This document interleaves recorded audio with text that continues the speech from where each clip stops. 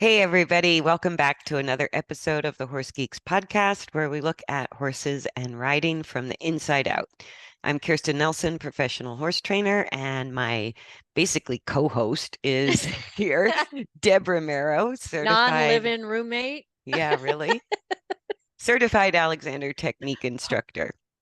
And our topic today is because the kind of flow of topic has Hmm. been a lot about engagement and disengagement, which I think is a really misunderstood thing in the horse business. Yeah, So agree.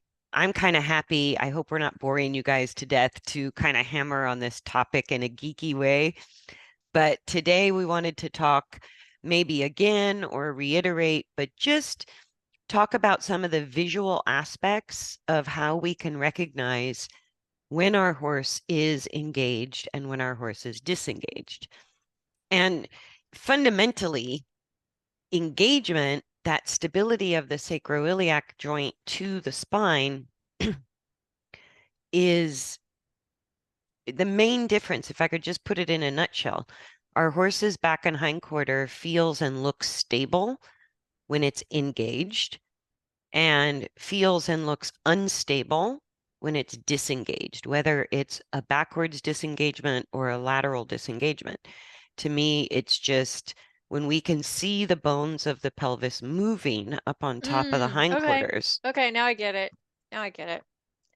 I know for me, this was always a big deal for me, and I know for people that don't have hills, it's harder to distinguish, but I can really feel the difference in my horses now, especially if I ride down a hill.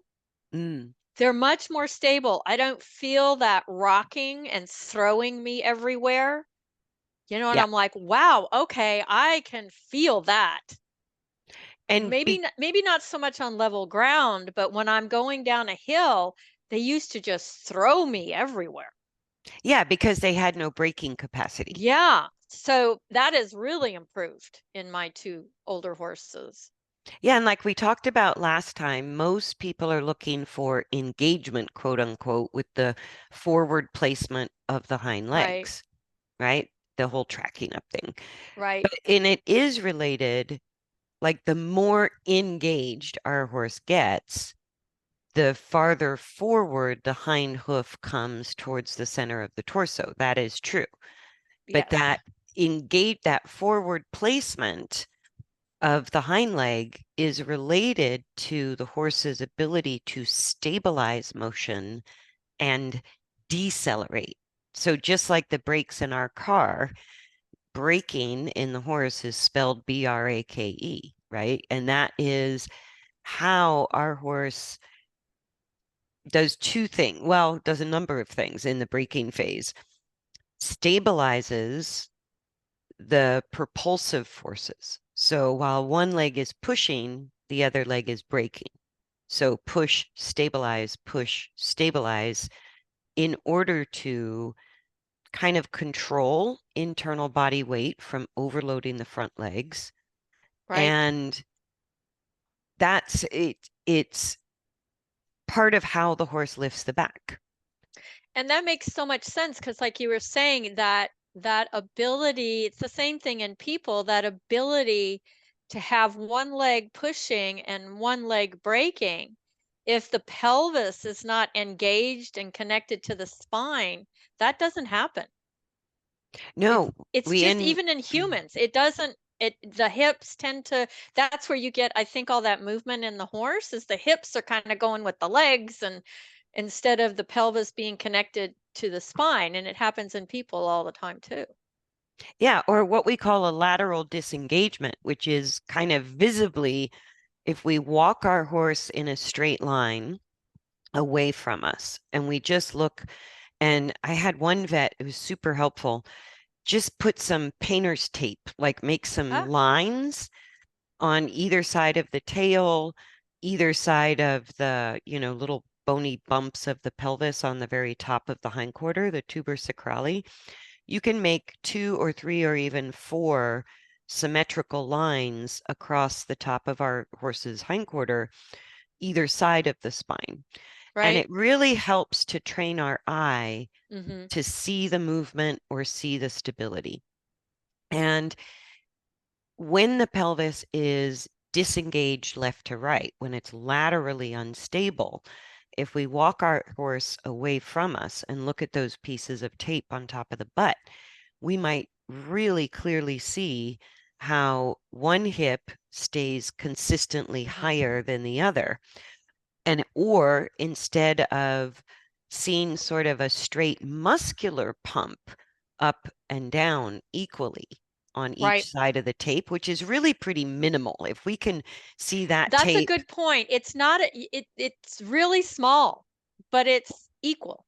yes, small but equal. Small but equal movement. And it's the same in people. You don't want to see this pelvis moving every direction.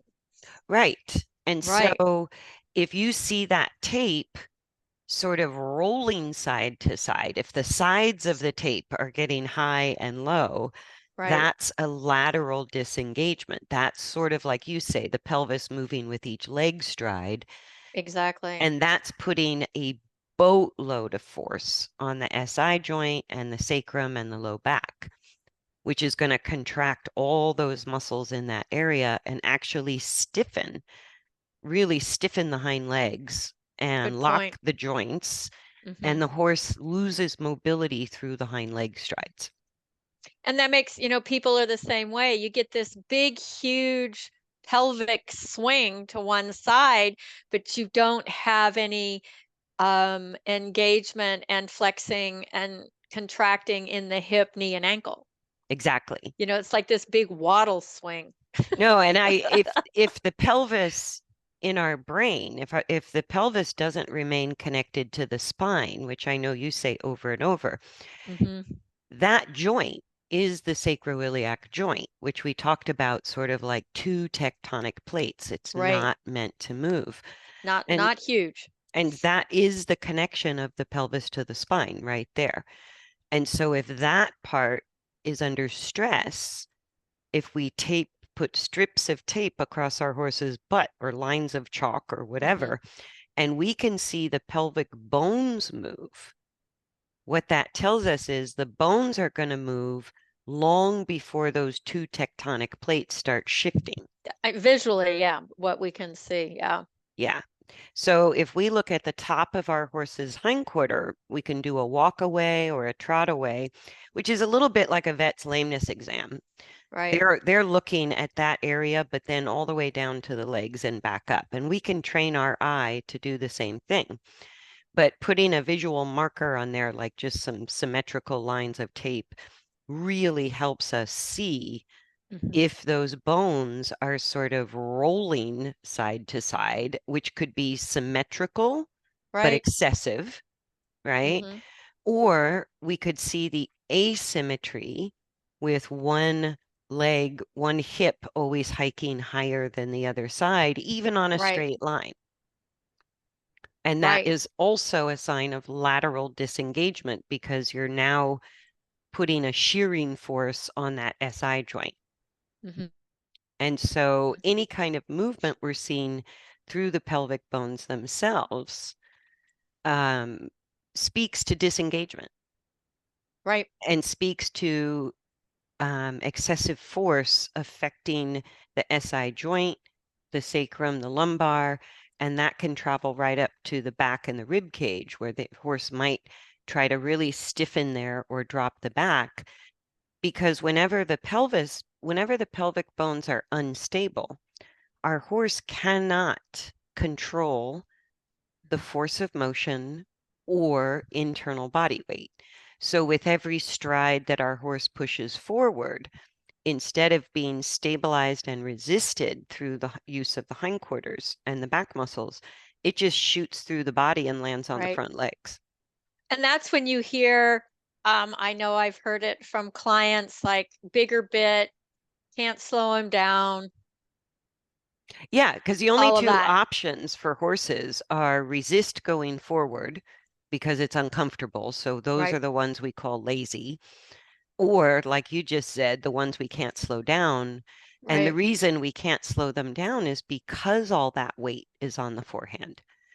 And the more they push, the more they fall forward. Right.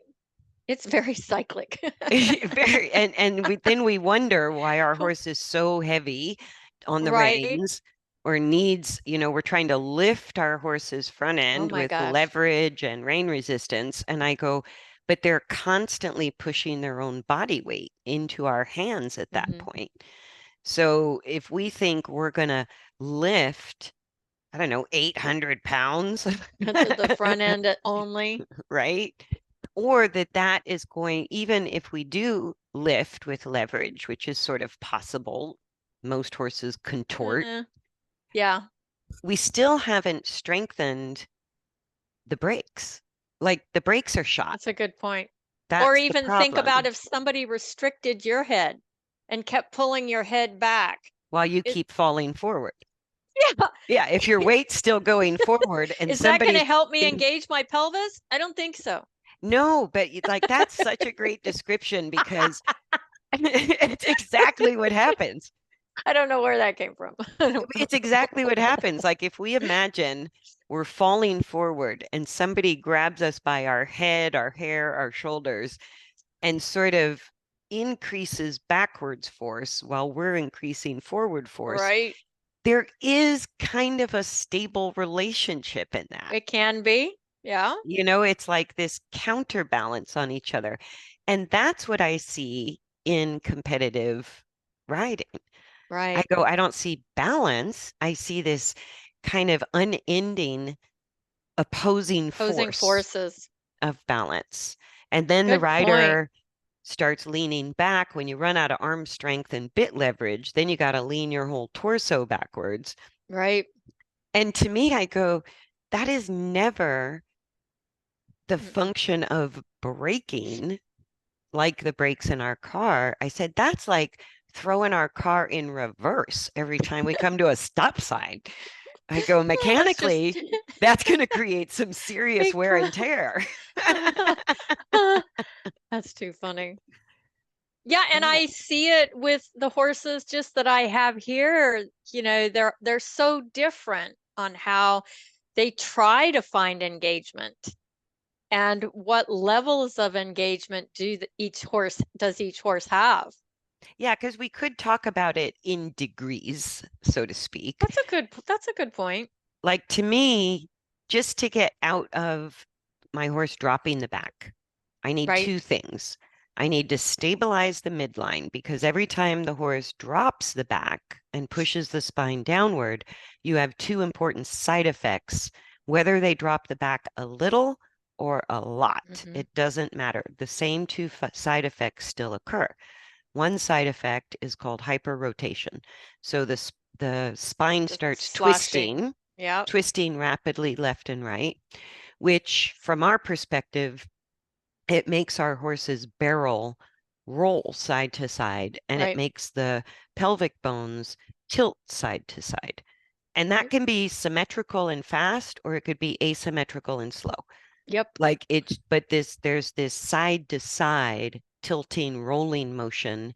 Again, if we put tape on our horse's butt and walk them away from us on a straight line, you can tell from the use of the pelvic bones whether the back is dropped or lifted.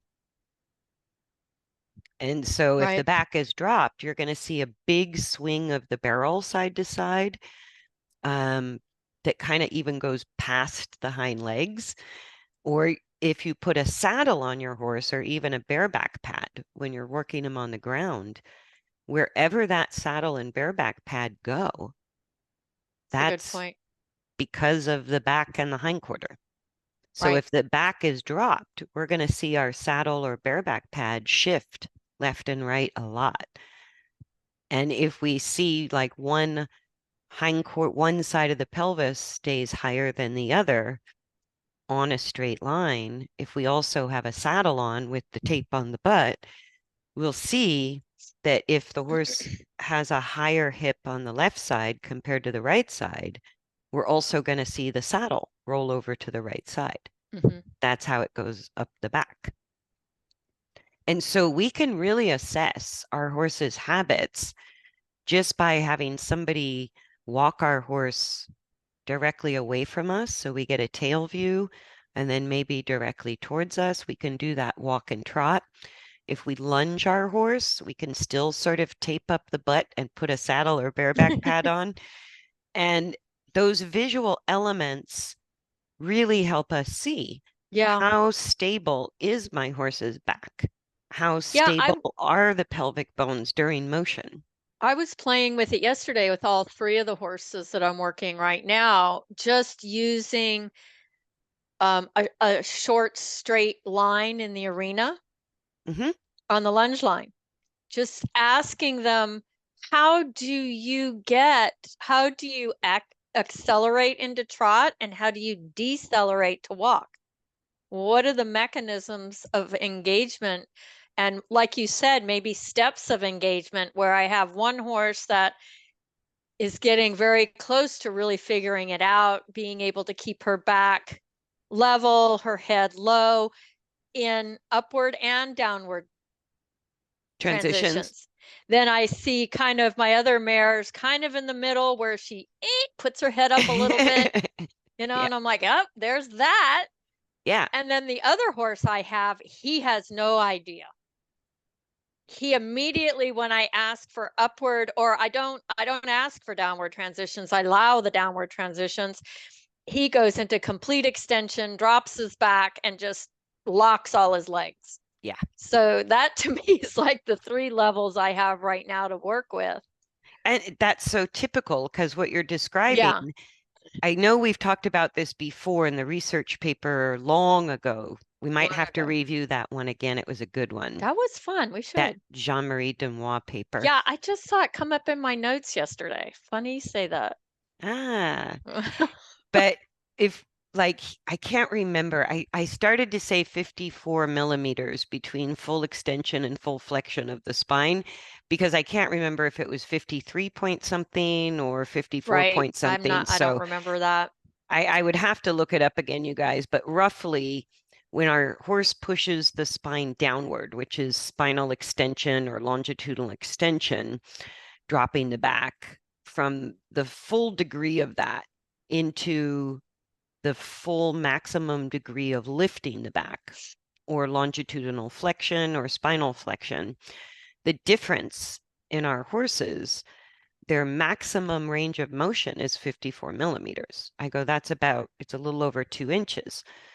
And the human spine can flex and extend forward and back a lot more than that. And so we sort of think we should have all this movement in the horse's back. And I go, not so much. Like Right. mechanically, it's not designed to move a lot. It's a Not in quadruped. a visual way, not in a way that our eyes perceive things. Yes. That Like there's that when, internal straightness and movement, but it's not an external thing. what do you mean? So it's not it's the movement of the back is correct movement of the back is not a visual thing. Yeah, you can't see it You with the can't see human it. eye. No, no, you would even have to put sensors on it and put it in slow motion Yeah, to see the minimal movement that occurs through the spine. And if we right. look at the mechanical design of the spine, just like we talked about with the pelvis, we're talking, deep core muscles, Mhm. lots of white tissue, lots and lots of white tissue, Yes, not so much red tissue. So all that ligament and tendon support is there to absorb force without allowing the bones to move too much.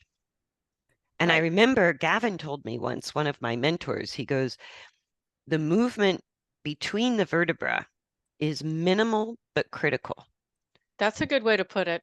And he said, Hmm. even in the 50s or 60s, saddle fitters and vets really thought that the movement of the horse's vertebra was so minimal that it didn't move at all and it wasn't important. So saddle fit was Interesting. like, just stick it on there. Stick It it, doesn't matter. throw those sticks on there and let's go.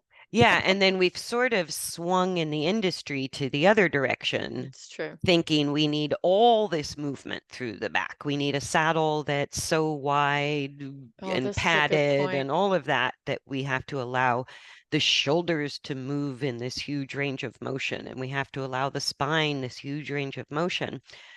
And I go, not so much. Like the paper, Jean-Marie Denoy, I go, that was 1999. And he's telling us as recently as that, that still 25 years ago, I know, right? we Is that could new? I we guess could in the catch horse up. world, that's new. In the horse world. That's like 5 minutes ago. And so, yeah. And so knowing that that full range of motion, because it even visually looks, if we see a horse with a really dropped back and we see a horse with a really lifted back, they look so different that we kind of assume that range of motion in the spine is bigger than it is. But that, Good point. what makes the visual so drastically different is where the legs go, what muscles are being used, where the head and neck is going. And so it changes the whole picture, not it, but it's not actually a very big movement of the spine.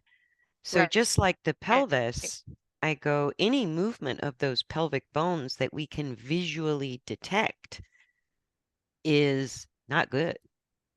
I think that's a really good point because, like you said, we went from no movement to the thought process now of everything needs to be moving everywhere. Free. Yeah. Yeah. And I can relate that to humans. When we were playing with yesterday, your little stick figure thing, that there should be hardly any visible movement from the yes joint all the way down to your hip sockets. That should all be one whole unit, not swaying, moving, For going every people. direction for people. Hmm. Yeah, and we've come up with all of these distorted ways to use ourselves, which is a lot of reasons people come to see me. Yeah, and I like what our friend Lori said after the Olympics in Paris. She said visually it was the easiest to see that sort of axial stability right Hmm. down to the pelvis in the Olympic runners. Yeah, And I very thought that technical runners this year, very technical and runners. I thought that was so interesting because especially like, the speed, the endurance, and the hurdles, you would think with runners that that pelvis and spine should move. And, like Lori was saying, none of them moved. Like No, the only no, way to have that freedom of leg stride and full use of the hip joint, the knee joint, the ankle joint for right. power and shock absorption is if, like you said, that relationship between the skull, spine, and pelvis is absolutely visually not moving. Un Stable, neutral, undetectable amount of movement. undetectable movement. That's probably the best Mhm. way to put it. Yeah, Yeah, at this visually point. undetectable. Yeah, It's not stiff. It's available, but it's being used properly is the best way to put it. yeah. Yeah. And watching gymnasts and even swimmers, like you don't even see the swimmer's pelvis when they're kicking with their legs and they give you the underwater shot. Yeah, And that you're seeing a whole lot of arm and leg movement, but if you look down the swimmer's midline, it's pretty still. right, It's pretty stable. right. And that's what actually develops the right muscles. That's a really good point Yeah. because all of these other things we've described, the rotations, one high hip, low hip, that's the whole system is dysfunctional at that point. You really can't say, well, it's this muscle group or this muscle group. It's the whole level of coordination that's in some sort of habitual negative pattern. Yeah. And if the And you muscles are, can't go, oh, I've got to strengthen that right there. Well, yes, but no. You can't isolate like that. and people wonder why I work horses slowly and do a Right. boatload of work at the walk. And I go, well, number one, if you're recovering from behavior issues or Hmm. lameness issues, the amount of change in coordination that we Good can point. achieve with a horse in the walk is stunning. I go, Yep, I can I totally agree. completely alter habits of coordination skeletally, which then in turn changes the use of every muscle in the body. I And totally agree with you. I mean, I mentioned yesterday this horse I've had just long lining with your long lining method for 9 months because he had huge behavioral mm. issues to overcome. Nobody wanted to get on him. Not me. Here's an off the track thoroughbred too, Yeah, off the right? track thoroughbred that had seriously injured somebody. And 9 months I've been long lining that horse. And I had a professional dressage trainer come over and just pop on him, just have a sit. And she said he was the most balanced horse she's ever been on. Wow. Yeah. Just from 9 months of long lining, of working him through all of that habitual use that he had. Yeah, and like the videos I show on the YouTube channel, I go, this is not a fast walk either, No, no. because You it's can't just get engagement with a fast walk. no. And I That's think that like simple. It it doesn't happen. absolutely, and it carries over from our sort of tracking up episode Yeah. where the answer in dressage is always more forward. That's what it's become. It's become more Yeah. forward, Drive, drive, drive, drive. forward fixes all problems. That's sort of Hmm. the adage. Forward fixes everything. And what that's done is caused us to push our horses faster than they can stabilize movement or control body weight. I go, Yep. that's a unique stride length and a unique speed to each horse. And by pushing horses faster, then like if the accelerator exceeds the capacity of the brakes, you're kind of screwed. That's Not how a you're good going to combo. know. Just in a car or a horse is kind of the same thing. It's kind of And scary. so by wanting these longer, faster like longer strides, faster speeds, more energy in the movement, then we wonder why we go to the double bridle, why we need a running We have martingale and braking jumping. issues. We Right. We have control can't issues, turn. can't turn, Hmm. can't slow down, lose agility, because we're constantly destabilizing the pelvis and the And spine. no And we're engagement.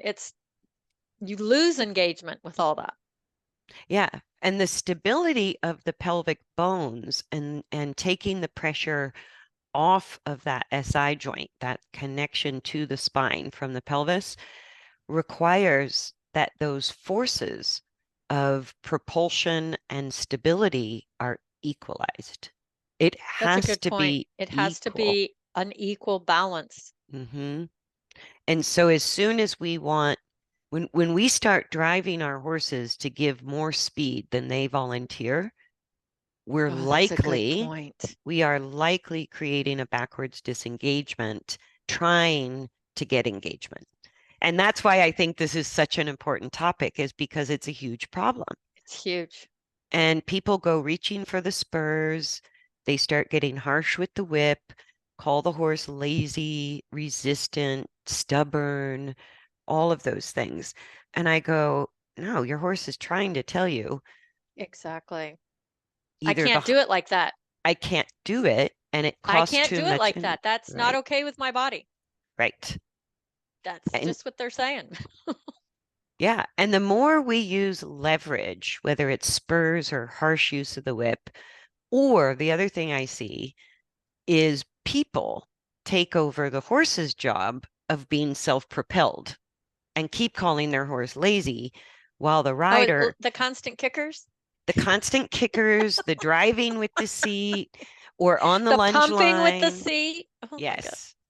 Okay, Driving fine. with the seat, hammering with the legs, or even on in groundwork, chasing the horse with the whip, like just Reminds chasing, me of which is, Felwell pony days. is but I go, anytime we're spending more effort than our horse to get forward, Right. like we have now taken away the job of self-propelled. So the horse just keeps taking the foot off the accelerator, Right. going, Oh, keep you're just working gonna, harder, yep, keep working harder. silly human. Silly human. And so many of us do that. You know, we just work harder and harder. I've been guilty of it. Everybody I Yeah, know I has have been to. guilty of it. And then there's the horse that can't slow down. And I Yeah. go, if our horse can't slow down without rein pressure, then our brakes are shot. The horse's We're not brakes are shot. engaged. We're There's no definitely engagement. not engaged. No, Yeah. because that would be easy. Yeah. So we can really tell through our horse's choices of movement. Mhm. So if we're not giving our horse a choice, we got no idea if Good point. if the accelerator or the brakes are working properly in our, sort I of think that I forward think you hit motion. the nail on the head with that, because if we don't allow them to explore downward transitions, because that's the braking, right? That's the braking phase, which I don't think a lot of people spend much time with that. They want the We do not talk about that. oh, yeah, we do. Well, you and I do all the time. All the time we talk about that. If we're not allowing, it's always that, and that is such a human instinct to drive, keep Mhm. pushing, keep pushing. But like one of my therapists told me one time was, Deb, you keep pushing on that door. Did you ever think to step back and it opens the other way? I was like, ah, crap. Dang No. it. Okay. So are we being too much of a driver? I think yes, because and being having gone through what every rider Yeah, goes through, we've all I been go, there. yeah, we've all been there. But when our main focus becomes accomplishing a task in Ugh, order to get balance, we right. all succumb to that sort of our horse isn't working with our agenda. Our horse is resisting Mm, us. My horse is lazy. My horse is crazy, right. Right. right? I have lots of forward, but I can't turn. I have no forward, and so I need spurs, right? And Right. it's like all of those things support the primary thought pattern that if we could just get our horse to do this Just get freaking there. task, if we Just could get just there. do that, Yeah. then everything would be perfect. Everything would be fine. Yeah. Eh. Yeah. Because in the meantime, we are completely unaware. The information is always there. That's why we do this Right. podcast. But we are completely unaware of our horse's internal coordination. How is our horse getting this done? We just want it done, right? And we do that to ourselves as well as Oh, our oh, horses. That's why, that's all my work. yes, that's why you do what People you come do. to me because of that. Yeah. And so it's a big deal. And I think in order to make any real substantial change in our lives, I don't care what it is. I go, everybody has to slow down in order to leap forward. And that's where I run into resistance from people is Mm, they just want a tip or a technique or a how to get from where they are right now to where they're trying to get and they can't quite get there. And when I look at it, I go, yeah, you can't get there from here. You right. actually you have to backtrack over here, come around to it again. And ask again. Yeah. Yeah. You just, to me, it's an ask. It's being curious enough to, maybe ask for a walk trot transition without support. See how you do. If you do well, great. If you don't, oh, well, then we need to relook at things and go back and ask questions. But not only that, if you're stuck on a particular thing like flying changes or pirouettes or something like that, but all the work up to then, and this is what I see in dressage all the time, what's rewarded in sort of first through third level is all of these long strides and fast movement, and you're on Mm, straight lines and simple circles. So it kind of works. And then when you get past third level, mm. all of a sudden we're now asking the horse to have agility. And if you open a for sale website for horses, there's about a gazillion of them, Ah, great for up to third level, right? And wow. I go, that's the training, that's not the horse. I go, that's Exactly. because between, sort of intro to third level, we want so much speed, and we're typically bending the horse on the circle, because that's the other thing we've talked about. The And banana just theory. right, turning our horse's midline into a banana and looking for energetic forward. Those are the two best ways to disengage your horse's hindquarter, both Good point. laterally and backwards. Yep. Good point. And so then by the time you need agility and power for the upper levels, your horse's coordination is completely wrong, which means all the wrong muscles have developed, or all the muscles have developed the wrong way. And so to get from third level to fourth level and above, now your horse has to completely change coordination. And I go, that Mhm. should not be.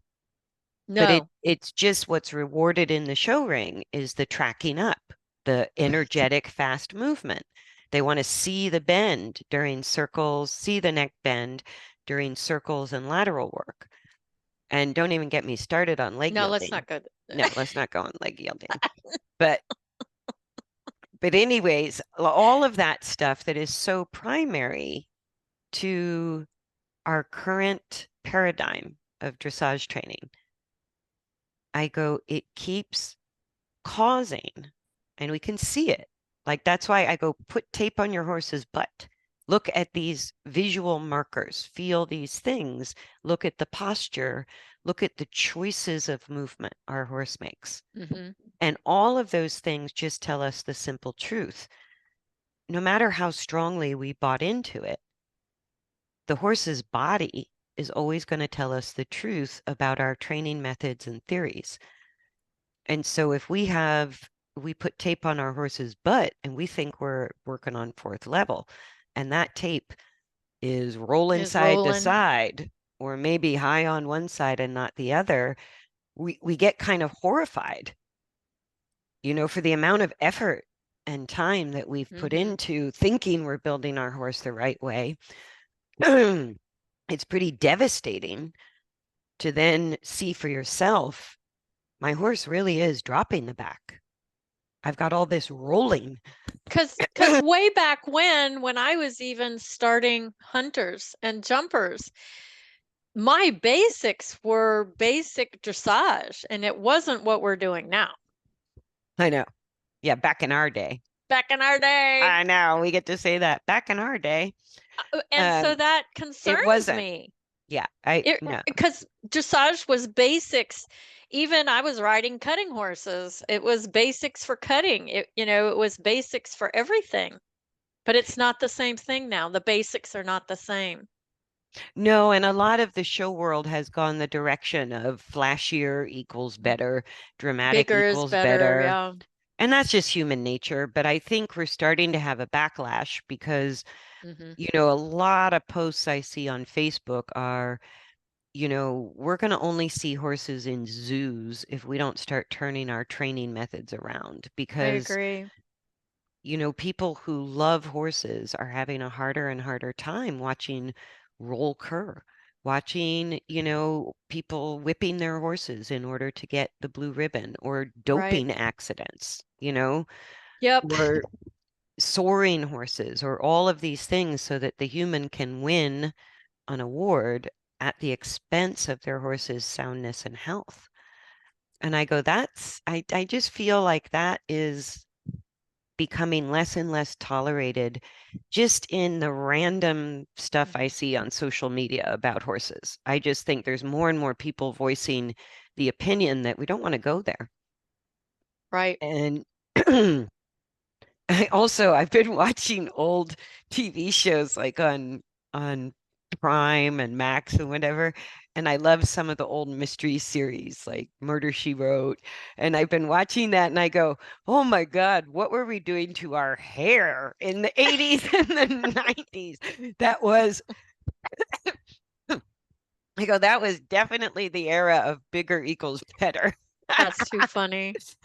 I go, even like the clothing with these humongous shoulder pads and The huge shoulder pads, I'd rip bows them and out. oh my God, just everything in that era. And I go, I think that's about the same era where even in the Olympics, like the Germans were winning everything with these exaggeratedly long strides and extended strides and walk and trot, and everything was bigger and better, and the neck was more curled, and the horse looked more powerful and dramatic. And I go, maybe that was just an 80s thing. I don't know.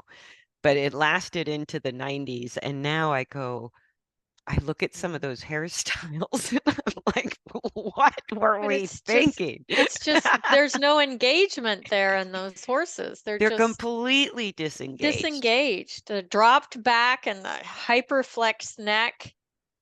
You see Yeah, more but action of the leg going out behind than underneath. yeah. They're having a hard time doing those upper level stuff, like you said, because they've never found engagement. Well, the extended work looks really big and powerful, but then you get to pirouettes, Yeah, piaffe, passage, and all of a sudden that same it horse looks terrible. looks terrible. You Can't can't, they can't function, engage. They can't do it. no rhythm, no function. Yeah, so I kind of wonder, like from the time you and I were growing up, we were kind of looking for long and level. I go, maybe we used a pelham if we were sort of trying to I learn to be remember those fancy. Yeah. things. Or And jumping, Kimberwick. yeah, and jumping we use those a lot. Yeah. Um, but I remember dressage being sort of like uneventful to watch. Not a lot of Right. It drama was a to it. discipline that we used in training, all Yes. in all disciplines. Yes. Yes. And it was the Yeah. lines between the jumps where you had to go master your Right. dressage training. Yeah. And Yep. that part of it, I think, has been like just like our hair in the 80s, it just bigger equaled better. And in the fashions, and I think it's a fashion thing. And I think hopefully we're swinging back from that fashion into something that's healthier and less flashy. And we can start today, take our horse out, put tape on the butt or some chalk lines, and just go Right. from what I've been working on. Is my horse's hindquarter more engaged, equal, meaning more stable? We don't see the bones move. Or is it more disengaged, where we visually see that tape move a lot, or even without tape, see the bones move, or Yeah. see the Or even saddle like you move? said, follow them around a turn and, just be curious. It's not to condemn anybody. It's, am I doing the best for my horse and what could I change? Yeah, and I think even especially with visual indicators for engagement, everybody's looking at hoof placement.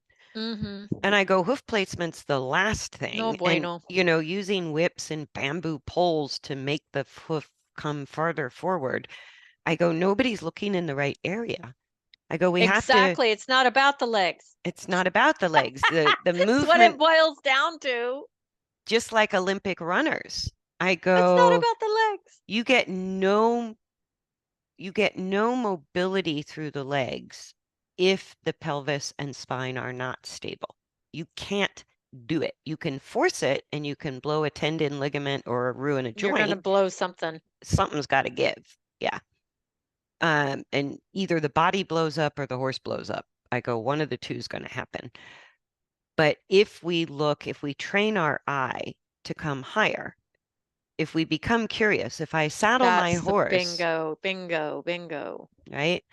And what can be a shocker is that horses who have very wobbly hindquarters, in order to gain engagement, they have to begin one step at a time. Very small, slow step at a Yeah, time. yes. Just like people. Yeah.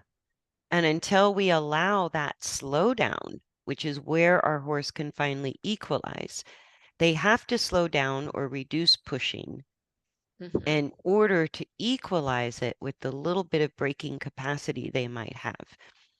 And that equal swing of the leg Hmm. between forward and back is far more important than anything else. It's Exactly. equal, even if it's tiny, but it's equal. Equal, You, tiny and equal. I like that's a good start. That's a that's a good good start. start. If the horse can actually self-propel that way, I mean, it might need a lot of support to even find that if we've been in that pushing driving phase for a while. It may Yeah, take and a while.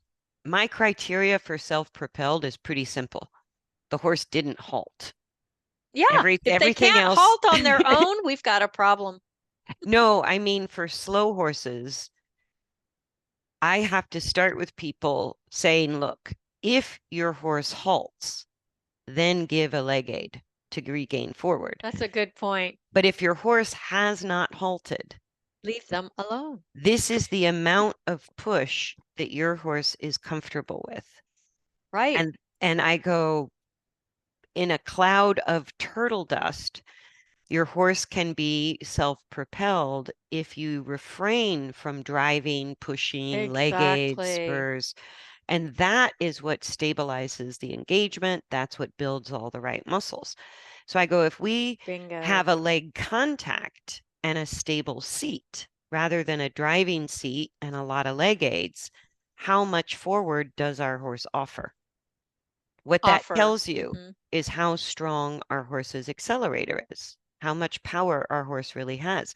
And if it's very small, that's where we have to start. That's where we're at. That's where we're at. That's where we're at. And then, like Yeah. you said, if we refrain from rein pressure and let our horse choose the downward transition, Hmm. if that takes a long time and our horse has to come down from pretty fast speed and it Yeehaw. takes a while, that tells us our brakes are a little bit weak. Brakes ain't working. Right. So we can't expect our horse to place the hind leg They deep can't to the engage, then they're center not engaged. If the brakes because, aren't working, they're not engaged. yeah, yeah.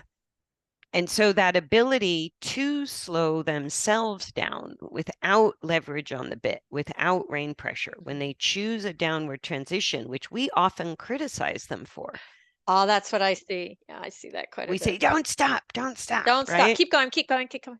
Right. Don't break gait. And when we punish them for breaking gait, we can essentially ruin the brakes. Exactly. I go, And we haven't even talked, well, we sort of talked about you might put them in stress mode. yeah, which just creates more disengagement. Yep. And so, yeah, that whole cycle and what a big influence we have on engagement Mm. through the use of our aids, our tools, our training ideals. It's like we have a much bigger impact on our horse's balance and health overall just by how we ride, how we train, and what theory we're operating off of, what we're looking at. So if we're down here looking at Mm. legs and tracking up and head and neck positions, our eye is just in the wrong place. I agree completely. If anybody gets anything from today, that's it. Eyes should be on the spine and the pelvis. How stable is it? The top of the pelvis, Hmm. either side of the tail, and whatever's going on with that saddle when you're not in it is Big telling deal. us a lot about how the Tells you a horse is lot. using the back. Yeah. And I loved that tape on top of the butt, just making equal stripes out of like Just painter's make it tape be or, kind tape. What kind of tape? well, Masking the tape? painter's tape, but it Painter's doesn't, tape. Good one. yeah. The painter's Yeah. tape or like masking tape isn't too bad, but the duct tape can pull a little bit. Nigga. You don't want to stick it too hard if you Yeah, use I don't want to tape. get kicked. Thank you. No, no. But you can also use chalk or paint, or Hmm. a lot of times I just take my fingers in a lesson and kind of rough the hair the wrong way. Oh, that's a good idea. We used And to you, do that. Remember for hunter class, do the little yes, and same thing. You can make a line the same way. checkerboard on the butt. Yeah, yeah. So, but training our eye to look there. Yeah. And I think then people very rapidly, also like a couple podcasts ago, start to see that relationship that when the saddle sits level and doesn't move a lot, and we can't see that tape on the butt moving a lot, typically the neck is long. maybe long and low, maybe long and level, but we find length in the neck. And Right. And then that's what we want. when we Yeah. see our horse shorten the neck, we're also going to see that saddle move more and that Yep. tape move more. Good point. And that's the relationship up and down the body. But we're still busy whacking our horse's feet towards the midline and holding the neck into a frame. I go, then the only escape is for the back, like the spine to It's got to go contort. somewhere. It's got It's to going go to go somewhere. somewhere. Yeah, you Same cannot thing in the person. squish. Got to go. Yeah. Might go in the ponytail. Okay. I Sorry. love your image of holding someone back by their forehead. That is What? so funny. Yeah, that's Sorry. hilarious. So recognizing engagement, I go, it's not really that hard. It's just a lot more subtle. So like the human eye is automatically drawn to the parts that move the Move the most. most. Yeah, which is That's the human head, neck, nature. and legs. That's what we tend to look at. Even at freaking the highest levels of judging. Like that's what's so frustrating to me. Very. That at the highest levels of judging, we're still looking at necks and poles and leg placement and tracking up or seeing the bend through the midline. And I go, all of that is just creating so much dysfunction in our horses Or horses. Yeah. that we're retiring our show horses by 10. We're Yeah. injecting hocks before they're 10. We've got them on Equiox. We've got $400 shoes every 6 weeks. It's like, it's just Right. crazy. Or we're going down the rabbit hole of diagnostic work. And I go, that gets expensive fast. And Right. and now one of the most popular or fastest growing areas in veterinary medicine are these rehab centers. We've got one up the road. Yeah. Boy, Yeah. And I go, big okay, price tags. your horse gets in a jacuzzi and a treadmill and gets some laser and all yada yada yada. But what happens when you fork a leg over their back? Do you just Exactly. start the whole You thing go all back doing over? the same thing. You're not, You that's a just whole nother wasted, podcast right there. yeah, like you just wasted over $10,000 I because know the place up the road charges between 7 and 10 a month. wow. Hmm. And that's after you spend about 10 In on your the diagnostics. Yeah. radiographs and then Hmm. the nuclear scintigraphy and the MRIs and So all we're kind of cheap that's compared yeah, to that. it is very cheap to put some tape on your horse's butt and figure But out what's going on. yeah. Because that is the amazing part too. I've worked with many horses that were just basically retired or given away. My Hmm. horse included, Rafalco, who's given away Yeah. a free horse because the navicular changes and the ring bone. And I go, he's doing great. He's sound finally in walk, trot, canter, but rebuilding, like he was so disengaged. It was Yeah, he crazy. was. He was scary. Scary He was disengaged. scary to look at when you rode him, when you first got him. It scared me to death. Yeah. And now he just is such a pleasure to ride. And he loves, loves the feeling of having control over his body. I think He that is is, key. They he is a, love that. We all love that feeling. The yeah, central nervous system loves that. yeah. So he's a calmer and more thoughtful horse across the board. Right. And he used to be neurotic when it came to treats or feeding time. If I was late bringing him in, he just lost his Right. mind No in the paddock or self-control. Yep. none at all. And then you get to the gate and he's like, and you're trying, he Yeah. sticks his big old 17-2 head in the air and I can't put the halter on him. And Yeah. same with Bright, like all of those issues without me really addressing them directly they just went They, away as yep. he started to gain some hindquarter engagement and stability, just stability through his spine and pelvis.